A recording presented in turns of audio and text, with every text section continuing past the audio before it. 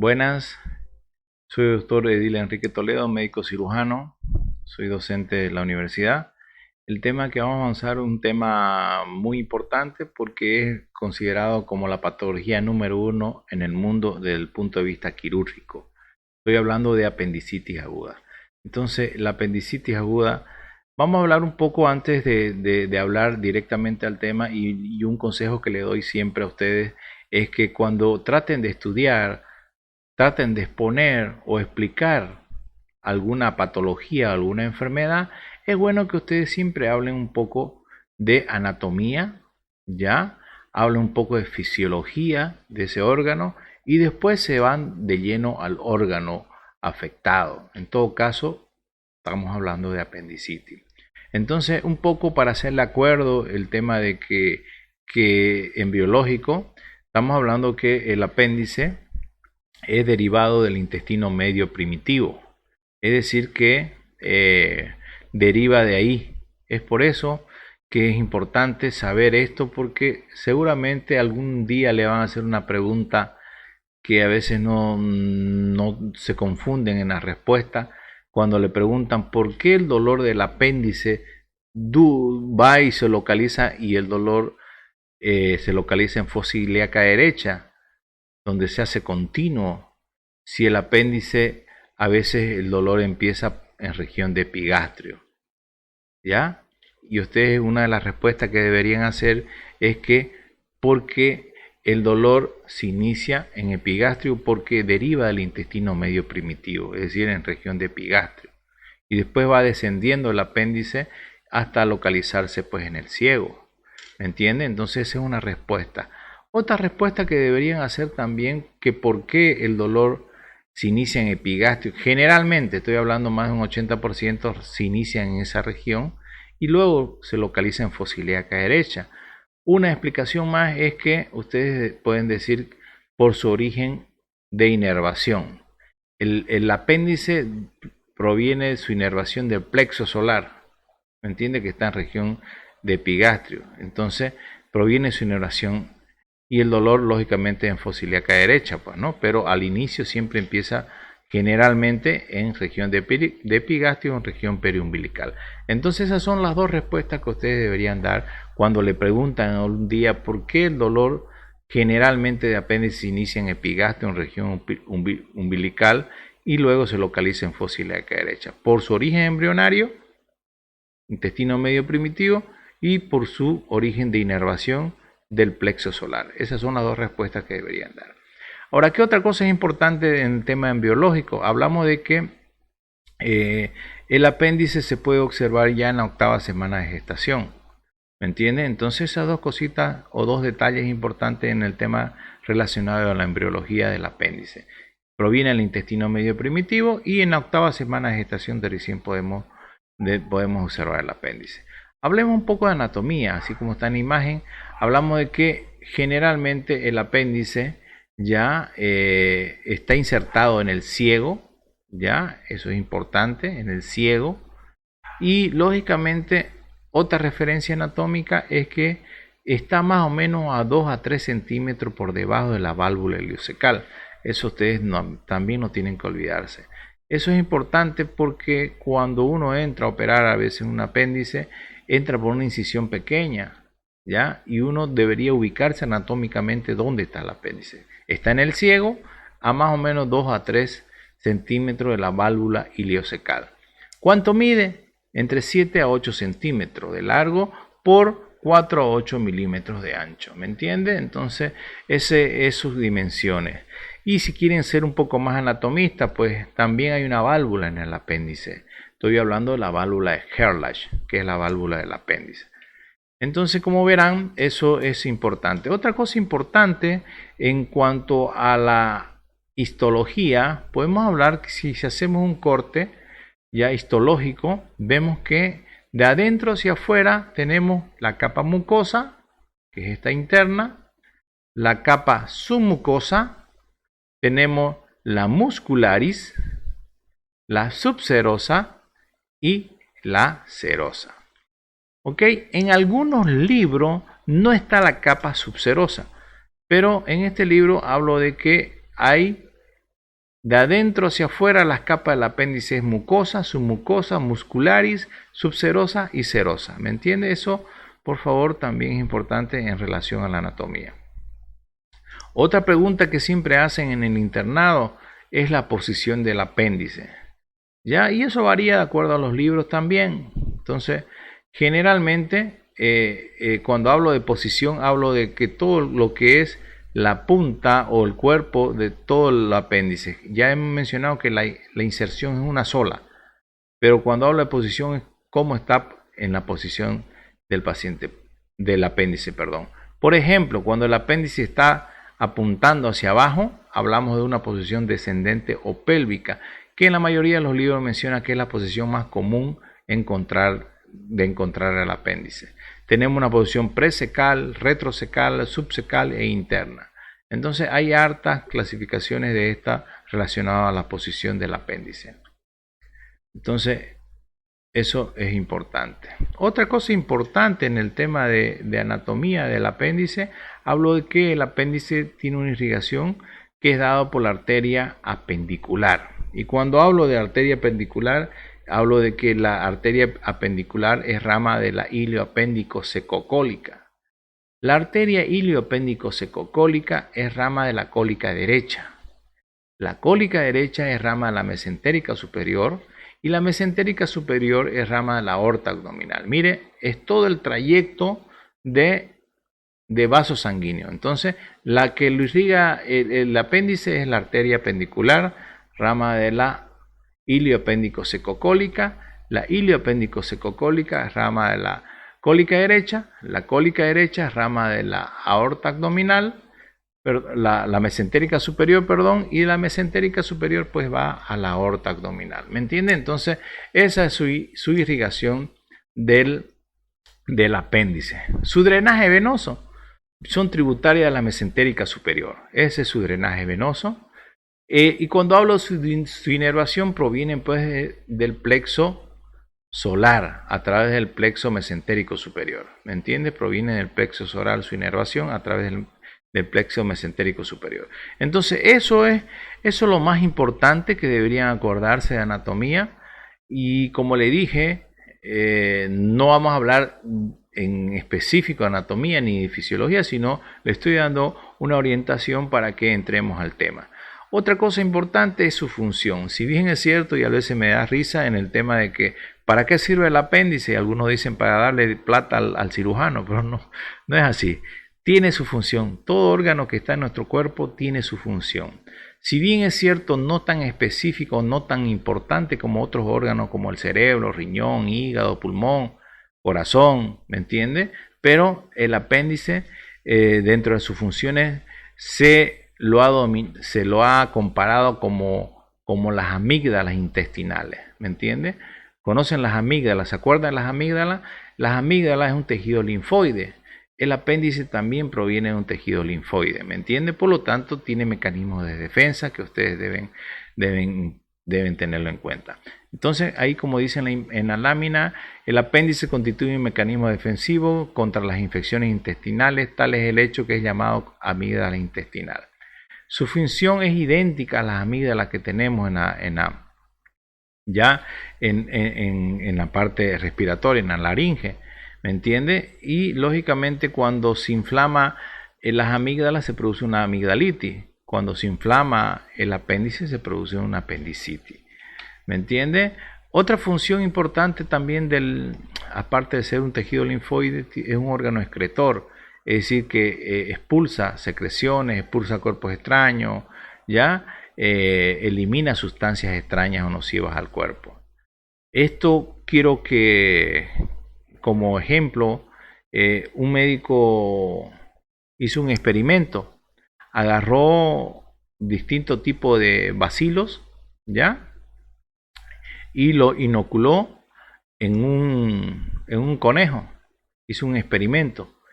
¿Me entiende? Le puso por vía venosa esos bacilos a ese conejo y el primer órgano en captar esos bacilos que le había introducido al conejo, el primer órgano en captar fue el apéndice. ¿Me entiende? Entonces, como verán, es un órgano linfático que capta todo lo bueno y lo malo en la parte abdominal. Es por eso que tiende a ser la patología número 1 en el mundo.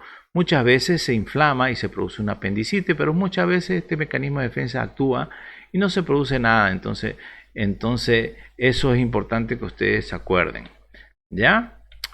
Eso en cuanto a un preámbulo que quiero hacerle en cuanto a embriología, en cuanto a anatomía, en cuanto a fisiología del apéndice. Entonces es bueno que ustedes no se olviden también que el apéndice tiene funciones importantes. ¿Me entienden? Ahora vamos al tema. ¿Qué es la apendicitis?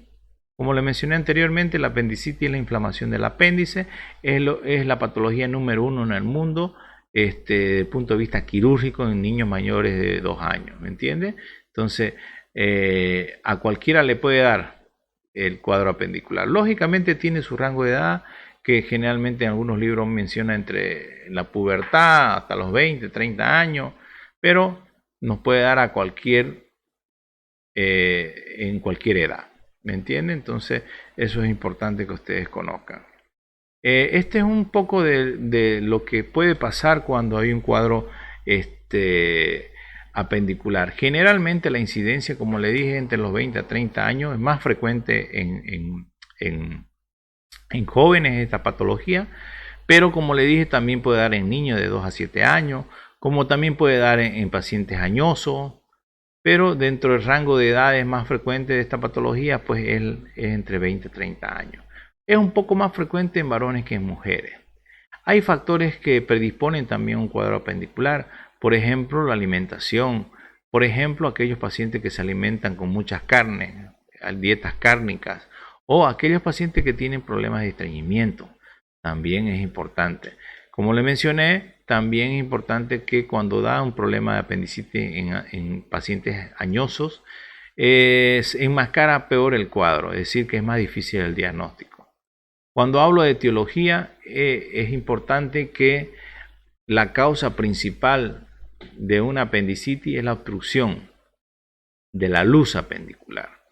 ¿Me entiende? El apéndice al medio tiene su luz. Cuando se obstruye por diferentes causas, va a producir un mecanismo inflamatorio y después infeccioso y desencadena el cuadro apendicular. Eso es importante. Entonces, ¿qué te pueden producir obstrucción de la luz? Un cuerpo extraño te produce obstrucción de la luz. ¿Ya? Una vez yo operé y justo cuando hice la apendicectomía en plena base apendicular, ahí se había atrapado en la misma válvula, se había atrapado una semilla de tomate. Es increíble. Entonces los cuerpos extraños pueden producir obstrucción de la luz. Pero la causa más frecuente en pacientes adultos de apendicitis aguda pues es el coprolito, es decir, un cálculo de caquita, de heces fecales. ¿Ya? Hay también el tema parasitario como el Ascaris lumbricoides que puede producir obstrucción de la luz. Pero si hablamos de cuerpos extraños, dentro de las causas más frecuentes en pacientes adultos es el coprolito. Los tumores carcinoides, raro, pero pueden producir obstrucción de la luz. Pero en niños ustedes no tienen que olvidarse que la hiperplasia linfoide es la causa número 1 de apendicitis en pacientes pediátricos. La hiperplasia linfoide. La artritis obliterante es rarísimo, pero como vemos dentro de los cuadros etiológicos es la obstrucción de la luz apendicular. En adultos más frecuentes son los cuerpos extraños como un coprolito o un Ascaris, y en niños la hiperplasia linfoide. Esto que no va a producir obstrucción de la luz, no va a producir un aumento de los linfáticos locales y esto va a producir mayor obstrucción y lógicamente va a producir una inflamación y lógicamente se va a producir ya un cuadro apendicular.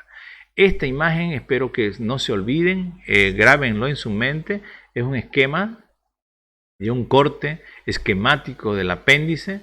Estamos viendo la parte negra es la luz apendicular y vemos todas las capas que ya mencioné, la submucosa, ya la mucosa, la submucosa, la muscularis, la subserosa y la serosa, que es la capa más externa. ¿Qué pasa cuando ya se produce un cuadro de obstrucción por diferentes etiologías que ya le mencioné? ¿Qué va a producir? Obstrucción de la luz. Esta obstrucción pues generalmente microscópicamente se va a dañar la capa mucosa y los submucosa. Las otras capas están normales. Vemos ahí el esquema donde vemos vasos sanguíneos, vemos linfático. No, macroscópicamente, ¿cómo lo vemos el apéndice? Lo vemos como rojita, ¿ya? No se aumenta tanto de tamaño, simplemente hay una hiperemia, ¿ya? Hiperémica. Entonces, esta fase se llama catarral o mucosa. Entonces, si yo le preguntara en una prueba, aunque no es bueno decir pregunta de examen, pero es importante saber la fisiopatología de la apendicitis aguda. Si yo le pregunto cuáles son las 4 fases fisiopatológicas de la apendicitis aguda, ustedes tienen que, número 1, tienen que ponerme la fase catarral, ¿ya? De catarro, es decir, a todo el mundo le da un catarro, ¿no? Se pone la nariz roja, ¿no? Lo mismo, en el apéndice se vuelve hiperémica, rojita, ¿ya? No aumenta tanto de tamaño, pero sí se vuelve rojita, hiperémica. Microscópicamente hay un daño en la mucosa y la submucosa, más nada. Después, si no ha operado o no es diagnosticado a tiempo este paciente, pues viene otra fase, que hablo de la fase fibrinosa, flemonosa, ¿me entiende? O edematosa. Aquí menciona apendicitis en la fase fibronosa. Es decir, si yo hablo de la primera, que era ejemplo, este dedito solo rojito, eso sería el apéndice en la fase catarral. La diferencia es en mi fase, en la fase flemonosa o fibrinosa, ¿me entiende? Duplica el tamaño, tanto en tamaño como longitudinal o por su ancho, ¿me entiende? O sea que el apéndice se vuelve más edematoso. El color se vuelve rojo oscuro, ¿me entiende? El espacio de la luz se disminuye. Hay un aumento o hipertrofia de los linfáticos. Hay una disminución de la luz de los vasos sanguíneos. Por lo tanto, macroscópicamente, yo lo voy a ver el apéndice duplicado su tamaño. Lo voy a ver de color rojo oscuro, ¿ya? Y microscópicamente, ¿qué encontramos? Encontramos que todas las capas del apéndice están afectadas, ¿me entiende? También vemos daño vascular y aumento de los linfáticos. Eso como de importancia en la fase fibrinosa o flemonosa. Luego viene otra fase. Después de esta fase fibrinosa viene la fase purulenta, ¿me entiende? Purulenta. Su nombre lo está diciendo. Tenemos secreciones purulentas dentro de la luz y todas las capas están con secreción purulenta. Y lo más característico es que vemos los microabscesos, es decir, puntitos de pus en el apéndice. Ya está a punto de reventarse, es decir, está en la fase purulenta. Después viene la última fase que se llama la gangrenosa. Y su nombre lo está diciendo, gangrena, es decir, que ya hay un daño vascular, hay necrosis, el apéndice tiene áreas negras, ¿ya? Por lo tanto, el apéndice aquí se perfora, ¿me entiende? Hay una perforación apendicular. Entonces, nuevamente haciéndole el resumen, pregunta para la vida, ¿cuáles son las fases fisiopatológicas de la apendicitis aguda? Entonces, la fase fisiopatológica de la apendicitis aguda, la primera es la catarral, ¿ya? La segunda es fibrinosa, la tercera es purulenta y la cuarta es gangrenosa. Esas 4 fases fisiopatológicas va a pasar el apéndice hasta llegar a la última, que es la gangrenosa, donde se va a perforar, ¿ya? Y va a producir salida de secreción a la cavidad abdominal. ¿Me entiende? Entonces, por favor, eso es pregunta para la vida. Seguramente algún día va a salir en una prueba. Están viendo una imagen ahí donde vemos una fase, un apéndice normal. Y vemos también un apéndice al otro lado con lesiones aumentadas de tamaño y microabscesos, ¿me entiende? Lógicamente, cuando se perfora el apéndice, o puede hacerse primero, en primera instancia, un plastrón apendicular, es decir, que el epiplon o parte del intestino trata de cubrir esa perforación, y puede quedarse en un absceso apendicular, es decir, que se encapsula el apéndice y se produce una peritonitis localizada. Pero cuando ese no es encapsulado el apéndice por ese por ese tema infeccioso, y se abre y se produce la contaminación a nivel abdominal y se produce una peritonitis generalizada. ¿Me entiende? Y hablamos ya de peritonitis, que es la inflamación de toda la cavidad, de la membrana peritoneal de toda la cavidad abdominal. ¿Me entiende? Con secreción purulenta. O puede pasar una peritonitis localizada o puede pasar una peritonitis generalizada. Ahora bien, entonces una vez teniendo claros los conceptos de qué es una apendicitis, de lo que es la anatomía, fisiología, de lo que es las fases fisiopatológicas de la apendicitis aguda, nos dedicamos a hacer un poco, a hablar un poco del diagnóstico. ¿Cómo voy a hacer mi diagnóstico? ¿Cómo voy a llegar a un diagnóstico de apendicitis aguda? Es sencillo si uno tiene un ordenamiento en la semiología. Lógicamente todo empieza con el interrogatorio, ¿no ves? Saber cómo empezó, a qué hora empezó, cuántos días de evolución tiene, qué fenómenos asociados fueron asociados, ¿me entiende? El tema del examen físico, de la inspección general, de la toma de los signos vitales, ¿me entiende? De la fase que tenga el paciente, del estado general, de la inspección a nivel abdominal, de la ocultación, de la palpación y la percusión. Un dato importante que casi, como le mencioné, más de un 80% se produce el apéndice un dolor que se inicia a veces en región periumbilical o en región de epigastrio, que luego de 3 a 4 horas ese dolor sí se migra y se localiza en fosa ilíaca derecha. Cuando se localiza en fosa ilíaca derecha ese dolor, el dolor se hace más intenso. ¿Me entiende? Más intenso. Puede haber náuseas. Dice que 9 de cada 10 pacientes tienen náusea, vómito, anorexia, alzas térmicas. Muchas veces algunos pacientes tienen deposiciones líquidas.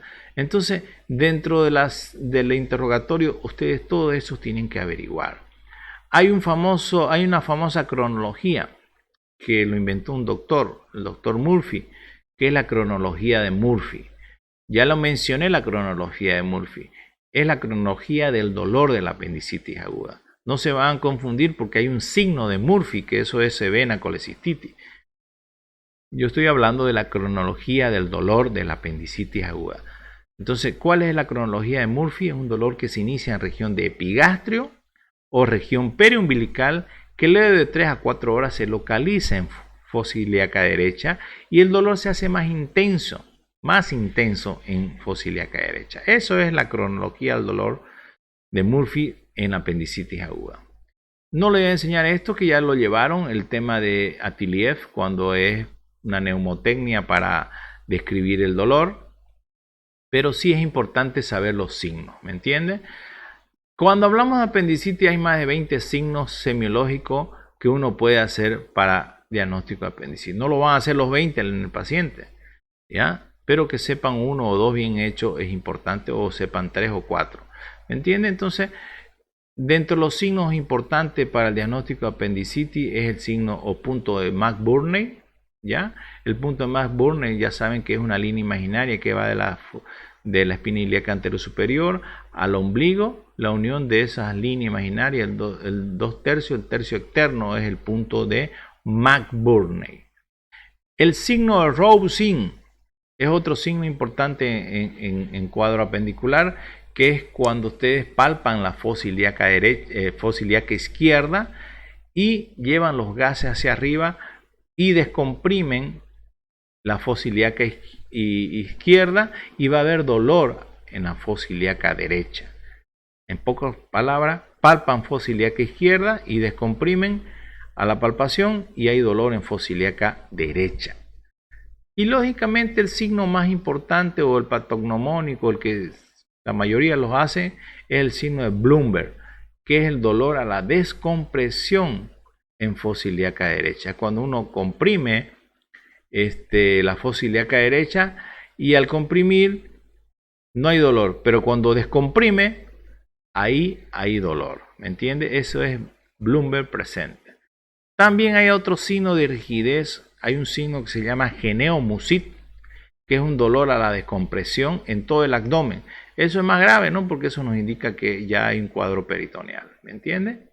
Entonces es importante. Hay otros signos que son los signos del psoas, que es la elongación, es un músculo que está adentro, ya, que se inserta en la columna y se inserta en el trocante del fémur. Entonces, al elongar, hacer ese movimiento, como están viendo en la imagen, va a producir un dolor, el signo de psoas presente. Lo mismo que el signo del obturador, que el paciente lo coloca en decúbito dorsal, hacen flexionar el miembro superior derecho y hacen una ligera rotación ya del miembro superior derecho con esa flexura, y va a haber dolor en fosiliaca derecha. ¿Por qué? Porque se va a elongar el músculo obturador, y si está el apéndice inflamada, pues va a producir dolor. ¿Me entiende? Entonces son signos semiológicos. Otro signo que casi nadie lo hace es el signo de Emilio San Martino, pero eso ya cuando hay un cuadro ya de peritonitis, es el tacto rectal o el tacto vaginal. ¿Me entiende? Otra cosa importante que no tienen que olvidarse es que, como les dije anteriormente, el cuadro apendicular no solo da entre los 20 a 30 años, puede dar en niños, puede dar en ancianos. Entonces ustedes tienen que tener más cuidado en este tipo de pacientes. ¿Por qué? Porque en el niño pueden simular otro tipo de patología. En niños es difícil el examen físico semiológico de abdomen. Tienen más dolor, lloran, no se pueden examinar, hay mayor distensión abdominal, hay más alzas térmicas y deposición. Entonces hay que tener cuidado en la semiología en niños. Lo mismo que en pacientes añosos o adultos, ¿no? Por el umbral o el mecanismo de defensa que tienen este tipo de pacientes, pues lógicamente va a haber alterado varias cosas. No nos olvidemos que también nos puede dar a pacientes o en mujeres embarazadas. Entonces hay que tener cuidado también que el apéndice no discrimina edad, tampoco el estado del paciente, ¿me entiende? Es importante que lógicamente el útero va creciendo y va suspendiendo todo lo que es el apéndice, y puede simular hasta un cuadro de colecistitis, ¿no? Entonces tengan cuidado. No nos olvidemos que también puede dar apendicitis en pacientes inmunodeprimidos, en pacientes que están recibiendo quimioterapia, radioterapia. Ya en todo este tipo de pacientes tengan cuidado, porque todas las fases que ya le mencioné, esas 4 fases, van a avanzar más rápido y tienden a perforarse más rápido estos tipos de pacientes. En el examen complementario, ¿qué es lo que debemos hacer? Tenemos que pedir los exámenes básicos complementarios de un hemograma, urea, creatinina, glicemia, ionograma, un examen general de orina. Pero lo básico, siempre se pide un hemograma para ver leucocitosis o desvío izquierda. Se pide un examen de orina para descartar un cuadro de diagnóstico diferencial. Y lógicamente los otros exámenes que le he mencionado. Es importante pedir una ecografía si sospecha un cuadro o van asociados o sospecha un cuadro ginecológico, o cuando sospechen que haya líquido, ¿ya? Como le mencioné, el examen de orina es importante para descartar el diagnóstico diferencial, la radiografía de abdomen, si ya está un cuadro peritoneal, ¿me entiende? La laparoscopía diagnóstica también es importante. Y como verán, cuando hablo de diagnóstico diferencial, como están viendo en la imagen, hablamos de que cuando hablo de diagnóstico diferencial son más de 40 patologías que pueden asociarse como diagnóstico diferencial en una apendicitis aguda. Como ejemplo, por ejemplo, yo puedo sospechar un diagnóstico diferencial en apendicitis aguda de la parte gastrointestinal, una linfadenitis, una fiebre tifoidea, una neoplasia. Si hablamos de la parte ginecológica, un embarazo, una salpingitis. Si hablo de la parte pulmonar, una neumonía, una pleuritis. Si hablo de la parte ginecourinaria o geniturinaria, puede ser una pielonefritis, un cólico renal, una prostatitis. ¿Me entiende? Una infinidad de diagnósticos diferenciales de apendicitis aguda que son bastantes. Mire, aquí sigo asociando, por ejemplo, en niños, de que puedo sospechar una gastroenteritis, una diverticulitis, pueden simular un cuadro apendicular. ¿Me entiende? En adolescente, una enfermedad de Crohn, una colitis, epididimitis, una enfermedad inflamatoria pélvica, una torsión de quiste de ovario, ¿me entiende? Una torsión testicular, una infección urinaria, ¿me entiende? Entonces hay una infinidad de diagnósticos diferenciales de apendicitis aguda, ¿no? Por ejemplo, en adultos hasta un cáncer puede simular, una úlcera, en fin, una infinidad de diagnósticos diferenciales que es bueno que lo tengan en cuenta para descartar o confirmar esta patología. El tratamiento, para terminar, el tratamiento es eminentemente quirúrgico, ¿ya? Apéndice inflamada, apéndice sacada, ¿ya? Eso no tienen que olvidarse, por favor. Entonces el tratamiento quirúrgico, diagnosticado, operado. Hay dos formas, una vía laparoscópica y una la clásica o abierta, ¿ya? Cuando esta es una imagen que esos son protocolos de atención que se hacen en pacientes con esta patología, puede variar en un hospital a otro o en otra ciudad a otro. Entonces, desde el punto de vista quirúrgico hablamos de una apendicectomía, ¿me entiende? Hay varios tipos de incisión dependiendo el cuadro. Si es una peritonitis de origen apendicular, pues tendría que hacerse una incisión mediana infraumbilical o supraumbilical. Si es una apendicitis que no se ha perforado, tendría que usted hacer estos dos tipos de incisiones. La más importante es la Rocky Davis o la McBurney, ¿me entiende? Y lógicamente dentro del tratamiento quirúrgico que uno debe hacer para sacar el apéndice, una vez localizada el apéndice, ya tienen que hacer una ligadura y sección del meso apendicular, que ese sería el primer paso. El segundo paso sería ligadura y sección de la base apendicular. Ya lo sacan el apéndice. Y el tercer paso sería el tratamiento del muñón, lo que quedó del apéndice. ¿Qué voy a hacer? Lo voy a quemar, lo voy a introducir, etcétera, etcétera. Entonces, esas son las técnicas quirúrgicas desde el punto de vista de una apendicectomía. Cuando es vía laparoscópica, pues se meten los trocas y lógicamente se colocan las trocas y hacen el mismo procedimiento: ligadura y sección del meso, ligadura y sección de la base apendicular y tratamiento del muñón. ¿Entiende? La vía laparoscópica, lo mismo, 2 clics abajo, un clic arriba y se corta y lógicamente se retira el apéndice. Para terminar, es importante mencionar un poco del cáncer de apéndice. Es un poco raro, pero hay que mencionarlo. Tenemos dos tipos de cáncer del apéndice. El cistoadenoma apendicular, que es un cáncer de origen benigno, por suerte, ¿ya? Y que su resolución tiene buenos, si es tratado a tiempo, pues no tiene ninguna complicación. Lo malo es el adenocarcinoma apendicular, ¿me entiende? Cuando ya, si sacaron el apéndice y vieron una lesión sospechosa, lógicamente toda pieza se debe llevar a anatomía patológica, y si el resultado salió un adenocarcinoma apendicular, tendría que reoperar ese paciente y hacer una hemicolectomía derecha, ¿me entiende? Previa preparación del paciente. Entonces, esos son los dos tipos de cáncer más importantes desde el punto de vista del apéndice: el cistoadenoma, que es de origen benigno, y el adenocarcinoma, que es una neoplasia maligna. ¿Me entiende? Entonces eso era lo que quería hablar. Es un tema muy importante. Espero que no se olviden. Este tema lo tienen que dominar, así le digo, porque como le dije, aquí en la China es la patología número 1 en el mundo desde el punto de vista quirúrgico. Por lo tanto, no tienen que diagnosticar a tiempo para que no haya complicaciones de una peritonitis. Muchas gracias y un placer estar con ustedes. Bendiciones.